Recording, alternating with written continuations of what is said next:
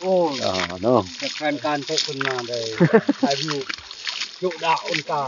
คนไกลเนาะเอาโอ้ยตะปันนินเด้อุนปันนินนี่ปล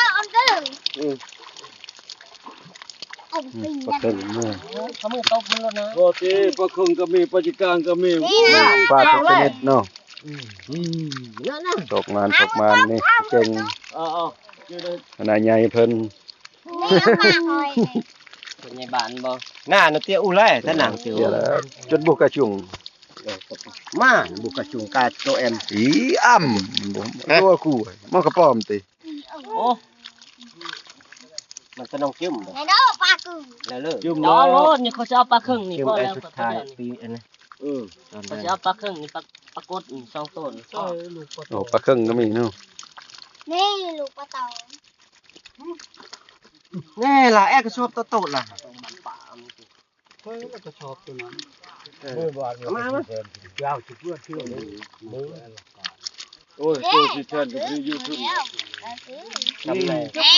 กากือคนแล้วกากือ แล้วลาคือจิตัว กากือกากืออันนี้แรงอันนี้กากือ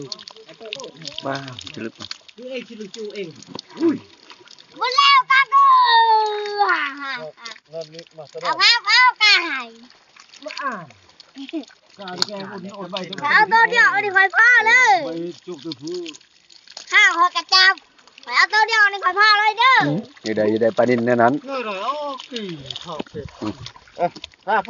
บ่จักความหันเอาปลาใหญ่ปลาครึ่งกับปลากด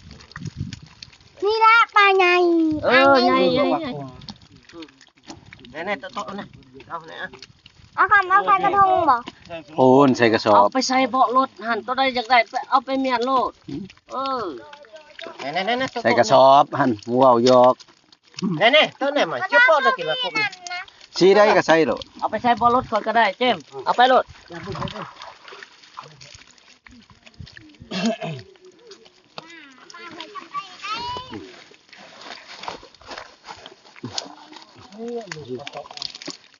เอาตัวใหญ่โลดน่ะเอาตัวน้อยมัน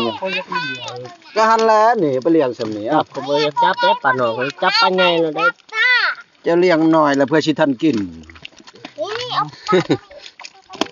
พูนะโอ้เจมเอ้ย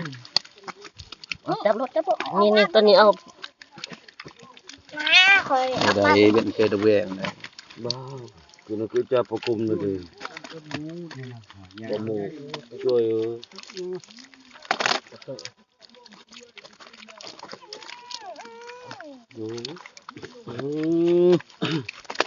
ครับผู้ปลดปลาครึ่งกันเนาะ นั่นแหละบ่นุตะก็สั่งให้เราโทรทัศน์เนาะ แน่ก็ของ นุตักล่ะ ของแท้ บ้าก็เก่านุตะอยู่กับปุ่นเลย